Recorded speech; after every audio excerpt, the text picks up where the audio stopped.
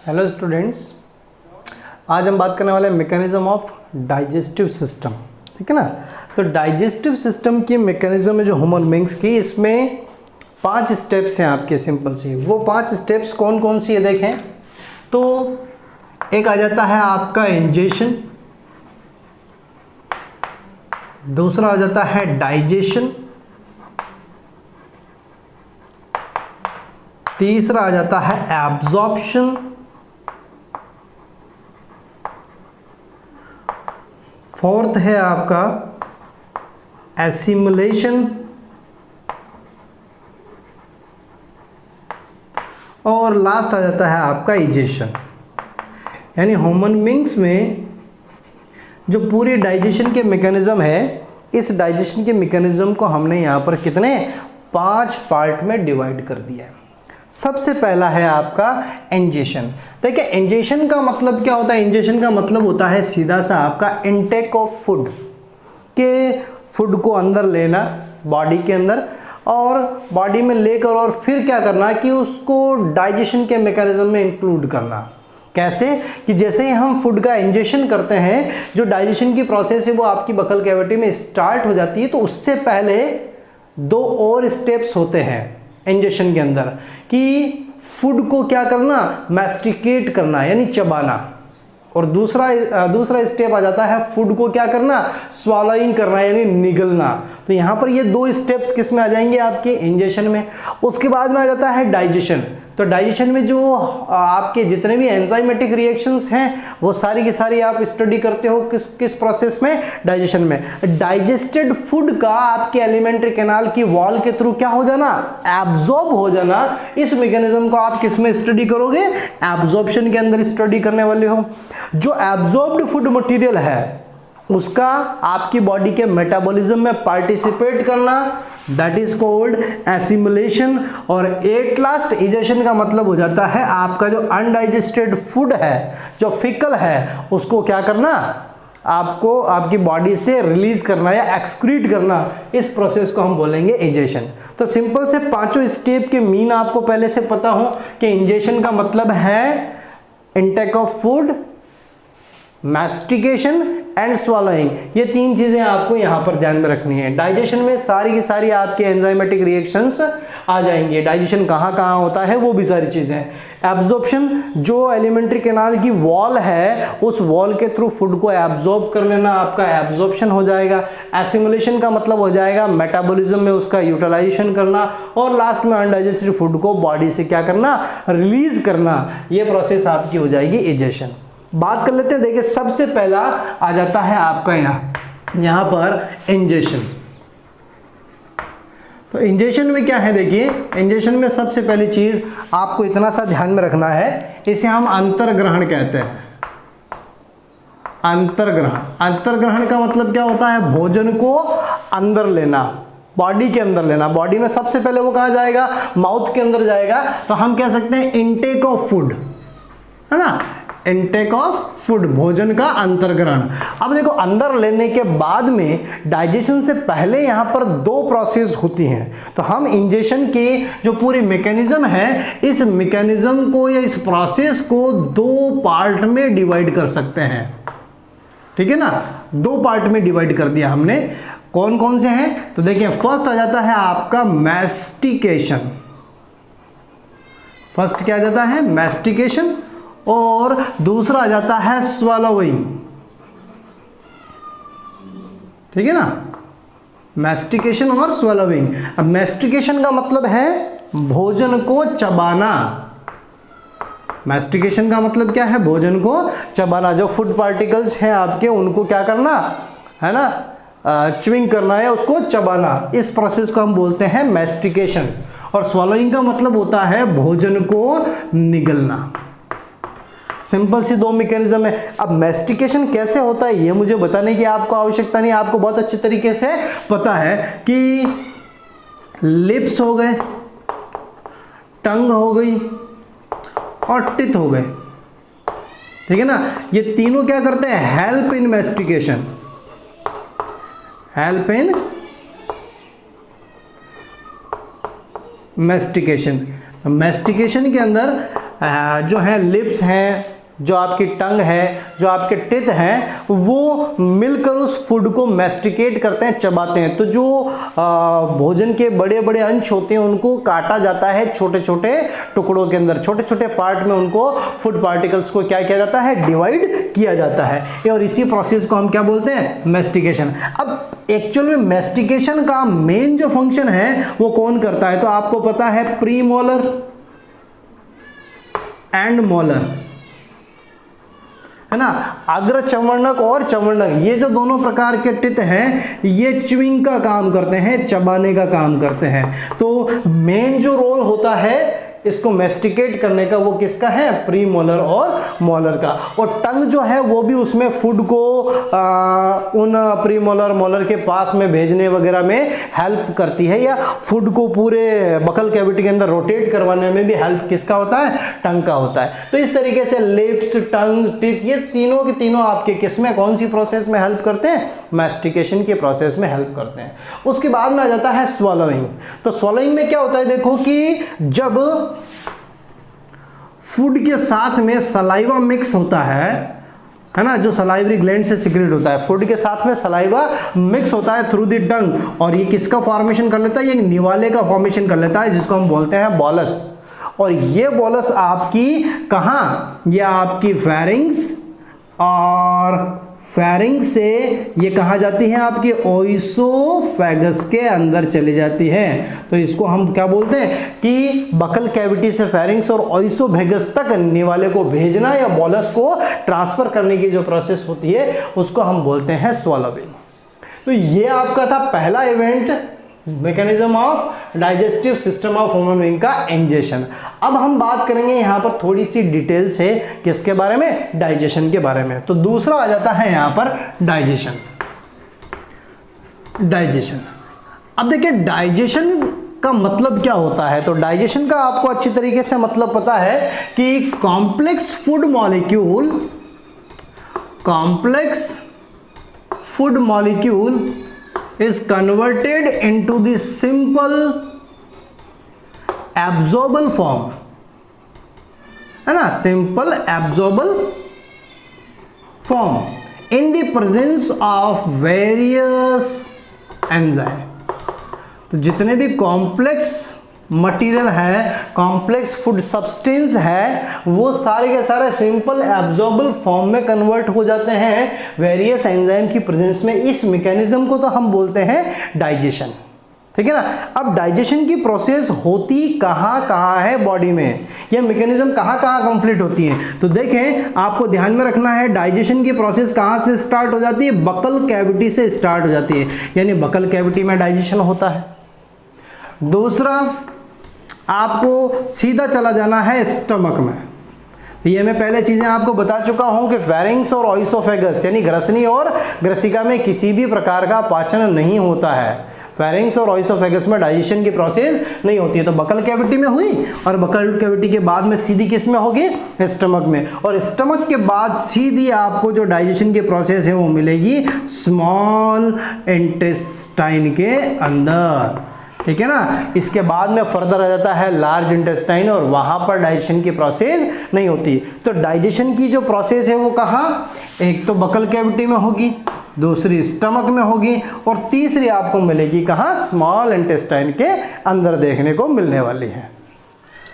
अब हम बात कर लेते हैं, देखो डाइजेशन इन बकल कैविटी। तो बकल कैविटी के अंदर जो डाइजेशन की प्रोसेस है ना, वो किस टाइप से होती है। तो पहले आप देखें कि जो डाइजेशन है वो आपका एक तरीके का किस टाइप का प्रोसेस है, फिजियोकेमिकल। आप इसको क्या बोलते हो, फिजियोकेमिकल प्रोसेस बोलते हो ना, तो फिजियोकेमिकल प्रोसेस क्यों कहा हमने? बिकॉज ऑफ इसमें दो तरह के इवेंट होते हैं, एक फिजिकली डाइजेस्ट होता है और दूसरा केमिकली डाइजेस्ट होता है ना। अब देखो फिजिकली जो डाइजेस्ट होता है वो किसके थ्रू, तो अभी हमने बात की थी कि भाई जो इंजेशन की प्रोसेस है उसमें मैस्टिकेशन की प्रोसेस चलती है, फूड को चबाने वाली प्रोसेस होती है। तो यहां पर हम कह सकते हैं मैस्टिकेशन की जो प्रोसेस है, एक तरीके से दांतों से फूड पार्टिकल्स को काटना, चबाना, उसको च्युइंग करना, है ना, उसको छोटे छोटे पार्ट में तोड़ना, ये प्रोसेस आपकी कौन सी हो गई? फिजिकल। तो फिजिकल में यहां पर देखें आप ये भी ध्यान में रखना है कि फिजिकल एक तो बकल कैविटी में होता है, दूसरा आपको ध्यान में रखना है कि कुछ स्मॉल इंटेस्टाइन के अंदर भी फिजिकल डाइजेशन होता है through the rhythmic contraction. Rhythmic contraction के थ्रू उसके अंदर जो इंटेस्टाइनल जूस होता है, जो पैनक्रेटिक जूस होता है, उसको मिक्सअप किया जाता है। तो इस तरीके की प्रोसेस भी आपकी फिजिकल में आ जाती है। तो यहां पर ध्यान में रखना है आपको, अगर पूछ ले कहीं तो कि फिजिकल जो डाइजेशन की प्रोसेस है वो कहाँ कहाँ होती है, तो बकल कैविटी में और स्मॉल इंटेस्टाइन में। बकल कैविटी में तो मैस्टिकेशन की फॉर्म में होती है और स्मॉल इंटेस्टाइन में जो रिदमिक कॉन्ट्रैक्शन होता है उस फॉर्म में होती है। उसके बाद में केमिकली तो आपको पता ही है कि केमिकली तो यहाँ पर डाइजेशन जो है वो वेरियस एंजाइम की प्रेजेंस में होता है। तो जितने भी एंजाइमेटिक रिएक्शन है वो सारी की सारी केमिकली डाइजेशन में आ जाती है। अब देखिए बात कर लेते हैं यहाँ पर डाइजेशन इन बकल कैविटी की। तो बकल कैविटी में देखो कि आफ्टर इंजेशन की प्रोसेस हुई और इंजेशन में यहां पर हो गया आपका मैस्टिकेशन, हो गया ना मैस्टिकेशन, और मैस्टिकेशन के बाद में यहां पर आपको ध्यान में रखना है कि बॉलस फॉर्मेशन होता है। किसका फॉर्मेशन हुआ? बॉलस का फॉर्मेशन हुआ। अब होता क्या है डाइजेशन के अंदर बकल कैविटी में जो मेन रोल है वो है सलाइवरी ग्लैंड का। किसका है? सलाइवरी ग्लैंड का। जो बकल कैविटी के अंदर जिसकी ओपनिंग होती है, यहाँ पर 3 पेयर आपके सलाइवरी ग्लैंड के 3 जोड़ी लार ग्रंथियां पाई जाती है और इनसे क्या सीक्रेट होता है? सलाइवा सीक्रेट होता है। इस सलाइवा में कौन कौन से एंजाइम्स प्रेजेंट होते हैं? तो आपको यहाँ पर पता है 2 तरह के एंजाइम्स आपको ध्यान में रखने हैं। कौन कौन से एंजाइम्स होते हैं भाई सलाइवा के अंदर? सलाइवा के अंदर होता है एक आपका अल्फा अमाइलेज, या फिर आप इसको कहते हैं सलाइवरी अमाइलेज, या फिर आप इसको क्या कह सकते हैं? टाइलिन। ठीक है ना, सारे इसी के नाम है। सलाइवा के अंदर आपको ये एक एंजाइम देखने को मिलेगा जिसको आप अल्फा अमाइलेज भी कहते हैं, जिसको आप सलाइवरी अमाइलेज भी कहते हैं और जिसको टाइलिन भी कहा जा सकता है। दूसरा एंजाइम एक और प्रेजेंट होता है जिसको हम कहते हैं यहां पर लाइसोजाइम। क्या होता है? लाइसोजाइम। तो आपके पास में बकल कैविटी के अंदर रिलीज होने वाले जो एंजाइम हैं वो 2 हैं। कौन कौन से? एक अमाइलेज एंजाइम है और दूसरा लाइसोजाइम एंजाइम है। पहले हम बात कर लेते हैं किसकी एक्टिविटी की? अल्फा अमाइलेज या सलाइवरी अमाइलेज एंजाइम की एक्टिविटी की बात करें तो देखें कि हमारे फूड के अंदर जितना भी स्टार्च है उस स्टार्च का ओनली 30%, एक तो ये कितना? 30%। इस 30% स्टार्च को किस में कन्वर्ट कर दिया जाता है? माल्टोज प्लस अल्फा लिमिट डेक्स्ट्रीन में, या खाली आप डेक्स्ट्रीन भी याद रख सकते हो। ठीक है ना, किस में कन्वर्ट कर दिया जाता है? यहाँ पर जनरली हम कह सकते हैं सीधा सा स्टार्च को माल्टोज में कन्वर्ट कर दिया जाता है। और माल्टोज क्या है आपका? यहाँ पर एक डाइसैकेराइड है। क्या है? एक डाइसैकेराइड है जिसमें आपको ध्यान में रखना ग्लूकोज प्लस ग्लूकोज इससे मिलकर बना हुआ होता है, यानी 2 ग्लूकोज के मॉलिक्यूल मिलकर माल्टोज का फॉर्मेशन करते हैं। तो ये जो स्टार्च है आपका, इस स्टार्च को अल्फा अमाइलेज टाइलिन या फिर आपका सलाइवरी अमाइलेज जो एंजाइम है वो इस स्टार्च को किसमें? माल्टोज में कन्वर्ट कर देता है। कंप्लीट डाइजेशन नहीं हुआ है, केवल आपको एक इंटरमीडिएट डाइजेशन मिल रहा है यहाँ पर। ठीक है ना, एक तरीके से आप कह सकते हो ओलिगोसैकेराइड आपको मिल गया है। अब ये जो स्टार्च है ये मैंने यहाँ पर कितना लिखा है कि आपके फूड में जितना भी स्टार्च है उसका केवल और केवल 30% जो स्टार्च है उसी का डाइजेशन हो रहा है। रिमेनिंग जो 70% स्टार्च बच गया है उसका डाइजेशन स्मॉल इंटेस्टाइन के अंदर पैनक्रिएटिक अमाइलेज के थ्रू होगा। लेकिन ये जो स्टार्च है ये कैसा होना चाहिए, ये आपका राइपेंड स्टार्च होगा, या फिर आप इसको ऐसे ध्यान रख सकते हैं, पका हुआ स्टार्च होगा। कच्चा स्टार्च जो है वो हमारी बॉडी में डाइजेस्ट नहीं होता है, या टाइलिन या अल्फा अमाइलेज जो है वो कैपेबल नहीं होता है कच्चे स्टार्च को डाइजेस्ट करने के लिए। तो स्टार्च कैसा है, ये आपका पका हुआ है, ठीक है ना। उसके बाद में आपको क्या ध्यान रखना है, दूसरा आ जाता है लाइसोजाइम। तो लाइसोजाइम क्या करता है आपका, ये आपके एक्टिव बैक्टीरिया या फिर आप इनको क्या कह सकते हो, लिविंग बैक्टीरिया, जो आपके जीवित जीवाणु हैं, इन या सक्रिय जीवाणुओं को ये इनएक्टिव करने का काम करता है, निष्क्रिय करने का। इनएक्टिव बैक्टीरिया या फिर आप कह सकते हैं डेड बैक्टीरिया में कन्वर्ट करने का काम किसका है, यह आपके लाइसोजाइम का है। तो बकल कैविटी के अंदर सिंपल सी मैकेनिज्म है कि फिजिकल डाइजेशन होता है मैस्टिकेशन की फॉर्म में, और केमिकल डाइजेशन जो है वो आपके एंजाइम से होता है, जिसमें एक सिंगल एंजाइम यहाँ पर काम करता है, अल्फा अमाइलेज या सलाइवरी अमाइलेज, जो डाइजेशन का काम कर रहा है, जो स्टार्च को माल्टोज में कन्वर्ट करने का काम कर रहा है। लेकिन दूसरा लाइसोजाइम जो है वो फूड के अंदर अगर कोई बैक्टीरिया प्रेजेंट है तो उनको डिस्ट्रॉय करने का काम करता है। यहाँ पर सिंपल सा देखें, स्टार्च क्या है, कार्बोहाइड्रेट है। स्टार्च क्या है, एक कार्बोहाइड्रेट है, ठीक है ना, ये भी आपको ध्यान में रखना है। स्टार्च एक कार्बोहाइड्रेट है, तो कार्बोहाइड्रेट का डाइजेशन हो रहा है, ना तो यहाँ पर लिपिड का डाइजेशन होता है और ना ही यहाँ प्रोटीन का डाइजेशन होता है। तो सबसे पहली चीज़ आपको अगर पूछ ले कि बकल कैविटी में डाइजेशन किसका होता है, तो बकल कैविटी में digestion only and only carbohydrate का।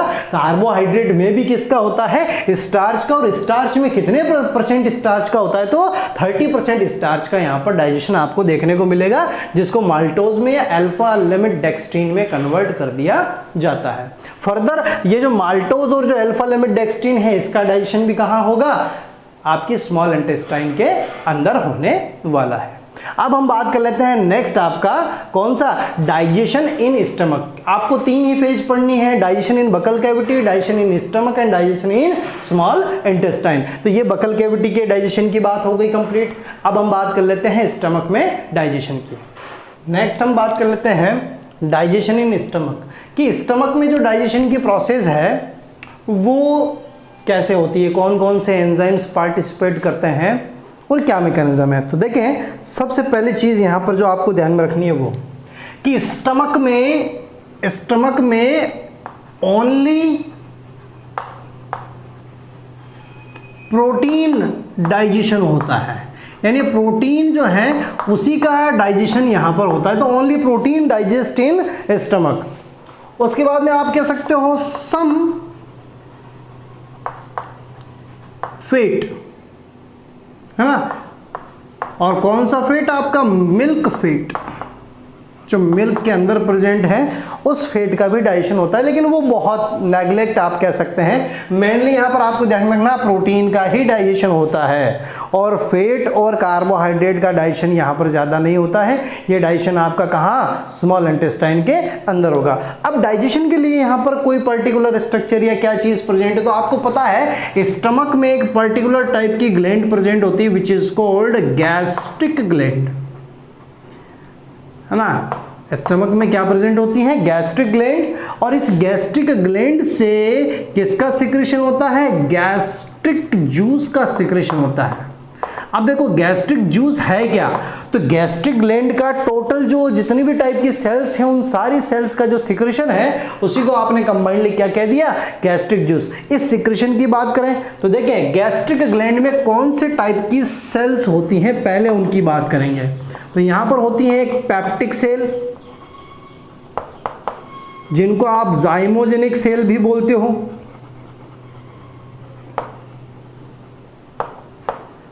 ठीक है ना, पेप्टिक सेल, या इसको आप क्या कहते हैं, जाइमोजेनिक सेल भी कहते हैं। दूसरे टाइप की आपकी जो सेल हैं जिनको आप कहते हैं यहाँ पर पैराइटल सेल और ऑक्जेंटिक सेल, है ना। और तीसरे टाइप के सेल्स हैं जिनको आप कहते हैं म्यूकस सेल। तो मेनली आपके पास में यहाँ पर कितने टाइप की सेल्स हैं, गैस्ट्रिक ग्लैंड के अंदर 3 टाइप की सेल्स हैं। कौन कौन सी, एक peptic cell, parietal cell, mucus cell. Peptic cell का दूसरा नाम आपका ध्यान रखना है, इनको जाइमोजेनिक सेल भी कहते हैं, और पैराइटल सेल का दूसरा नाम है ऑक्जेंटिक सेल, ठीक है ना। अब इनके सीक्रेशंस आपको ध्यान में रखने, क्योंकि इनके जो सीक्रेशंस हैं, इनके जो एंजाइम्स हैं, उनकी एक्टिविटी ही आपको किस में बतानी है, डाइजेशन इन स्टमक के अंदर बतानी है। देखें, जो पेप्टिक सेल है आपकी, जो जाइमोजेनिक सेल है, इससे क्या सीक्रेट होने वाला है, तो इससे 3 सीक्रेशन होते हैं। फर्स्ट आ जाता है आपका पेप्सिनोजन, ठीक है ना, पेप्सिनोजन एंजाइम का सीक्रेशन होता है। सेकेंड आ जाता है आपका प्रोरेनिन, ये भी एक एंजाइम है। और तीसरा एंजाइम जो है वो आ जाता है गैस्ट्रिक लाइपेज एंजाइम, ठीक है ना। तो जाइमोजेनिक सेल या पेप्टिक सेल से सिक्रेट होने वाले एंजाइम कितने हो गए, 3, पेप्सिनोजन हो गया, प्रोरेनिन हो गया और गैस्ट्रिक लाइपेज हो गया। दूसरा देखें यहाँ पर, जो पैराइटल सेल है या ऑक्जेंटिक सेल है, इसके सीक्रेशन क्या क्या है, तो इसके सीक्रेशन में आ जाता है आपका पहला सीक्रेशन आ जाता है HCl, और दूसरा सीक्रेशन आपको ध्यान में रखना है इंट्रिंसिक फैक्टर, ठीक है ना। क्या हो गया, HCl और इंट्रिंसिक फैक्टर, ये 2 चीजें किससे रिलीज होती है, ऑक्जेंटिक सेल से। और म्यूकस सेल से क्या सीक्रेट होने वाला, तो म्यूकस सेल से only and only mucus secrete होता है। अब म्यूकस क्या काम करता है वो देखें, तो म्यूकस के बारे में आपको पता है कि म्यूकस का काम है prevent the wall of stomach from HCl, यानी जो आपकी स्टमक की वॉल है, इस स्टमक की वॉल को, आमाशय की भित्ति को HCl के प्रभाव से बचाने का काम किसका है, इस म्यूकस का है, ठीक है ना। तो उस वॉल के बाहर की तरफ, या सॉरी क्या कह सकते हैं, आपके अंदर की तरफ जो है एक मोटी लेयर म्यूकस की बन जाती है, जिससे HCl जो है वो आपकी स्टमक की वॉल के ऊपर कोई इफेक्ट नहीं करता। अब हम बात करें डाइजेशन की, तो डाइजेशन में आपके इन सारे एंजाइम्स की मैकेनिज्म आपको ध्यान में रखनी है, इन सारे का जो सिक्रेशन है उनको आपको ध्यान में रखना है। तो यहाँ पर देख रहे हैं HCl जो है वो इन एंजाइम्स को, पेप्सिनोजन और प्रोरेनिन को एक्टिवेट करने का काम करता है। HCl जो फूड में हार्ड पार्टिकल्स हैं उनको डिसॉल्व करने का काम करता है, और डाइजेशन के लिए एसिडिक मीडिया प्रोवाइड करवाने का काम करता है। ये 3 फंक्शन हम पहले भी स्टडी कर चुके हैं। तो देखिए, एंजाइमेटिक रिएक्शन की बात करें सबसे पहले, तो आपके पास में ये रहा पेप्सिनोजन एंजाइम। कौन सा एंजाइम है, pepsinogen, which is a inactive enzyme. कैसा है ये है इनएक्टिव। और पेप्सिनोजन जो है वो किस में बदल जाता है, ये बदल जाता है आपका पेप्सिन में। और पेप्सिन क्या है, पेप्सिन है एक एक्टिव एंजाइम, किसकी प्रेजेंस में, तो ये काम किया है HCl ने, कि HCl की प्रेजेंस में एक इनएक्टिव पेप्सिनोजन कन्वर्ट हो गया एक्टिव पेप्सिन में। इसी टाइप से जो प्रोरेनिन है उसके भी रिएक्शन इसी टाइप से हो गया आपकी। तो ये रहा आपका प्रोरेनिन एंजाइम। प्रोरेनिन एंजाइम कैसा होता है, इनएक्टिव होता है। HCl की प्रेजेंस में ये भी एक्टिव हो जाएगा। ये रहा आपका रेनिन, क्या हो गया ये हो गया आपका एक्टिव एंजाइम। क्लियर। तो यानी HCl क्या करता है, पेप्सिनोजन को और प्रोरेनिन को एक्टिवेट करने का काम करता है। उसके बाद में देखें कि HCl के साथ में एक और बताया हुआ इंट्रिंसिक फैक्टर, इसे नैज कारक भी कहते हैं हिंदी में। क्या कहते हैं, नैज कारक। तो जो इंट्रिंसिक फैक्टर है या जो नेज कारक है वो आपका किसके लिए रेस्पॉन्सिबल होता है, तो ध्यान में रखेंगे, बहुत इंपॉर्टेंट है ये, absorption of absorption of vitamin B12। Vitamin B12 के एब्जॉर्प्शन के लिए किसकी रिक्वायरमेंट होती है?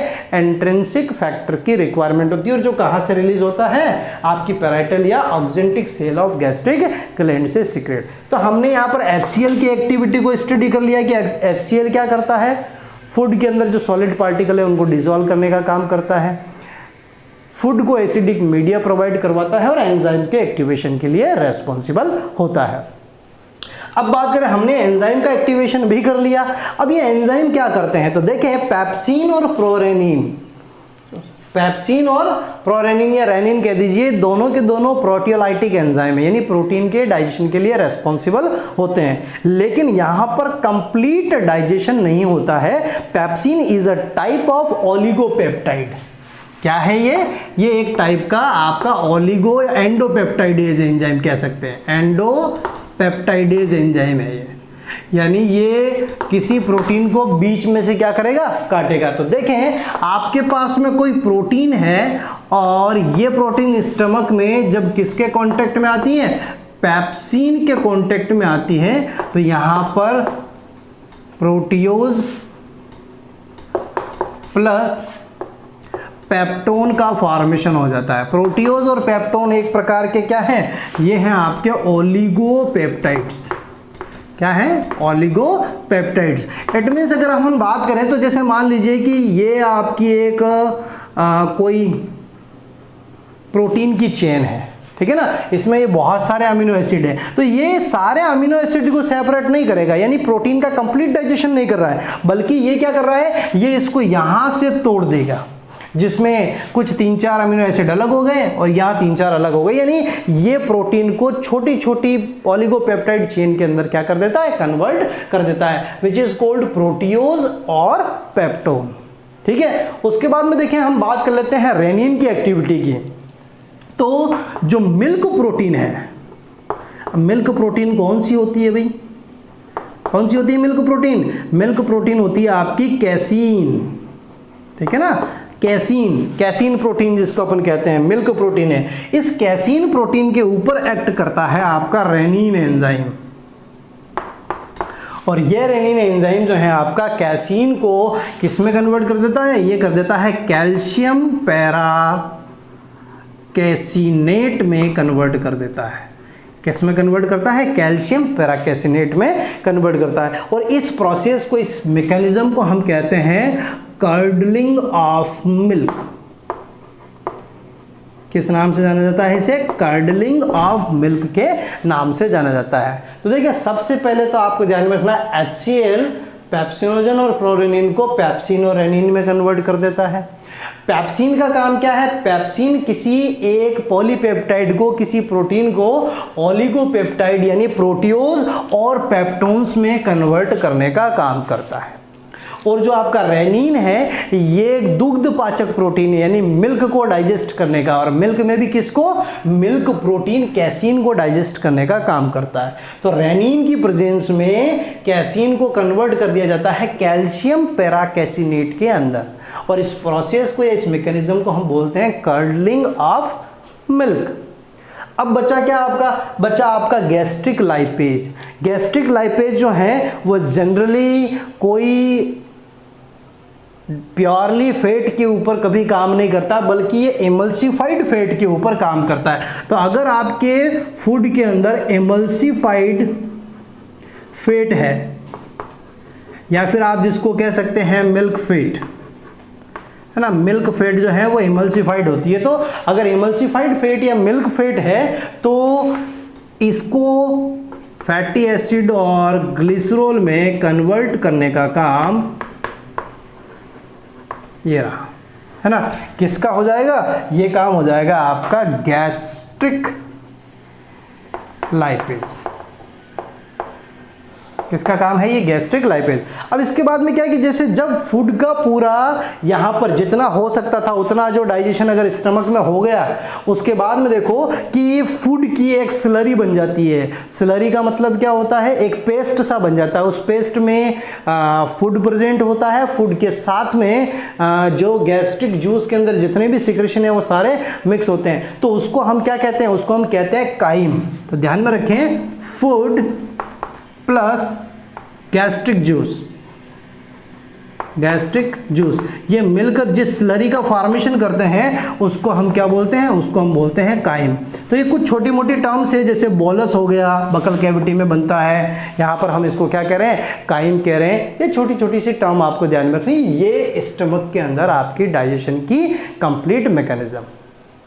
नेक्स्ट लेक्चर में हम स्टडी करने वाले हैं स्मॉल इंटेस्टाइन की। स्मॉल इंटेस्टाइन में बहुत सारे एंजाइम है, बहुत सारी एंजाइमेटिक रिएक्शन है, लेकिन घबराने वाली बात नहीं। मैंने आपको सिंपल सा मेथड बताया हुआ भी है कि किस तरीके से आपको उसको याद करना है। आपको खाली जो पैनक्रिएटिक जूस के अंदर प्रेजेंट एंजाइम है उनके नाम याद कर लेने हैं, बाकी सारे जो बचे वो किस में हो जाएंगे? इंटेस्टाइनल जूस के अंदर। तो उसकी हम बात नेक्स्ट लेक्चर में करने वाले हैं। यहाँ पर ये आपका डाइजेशन इन स्टमक का पोर्शन कंप्लीट होता है।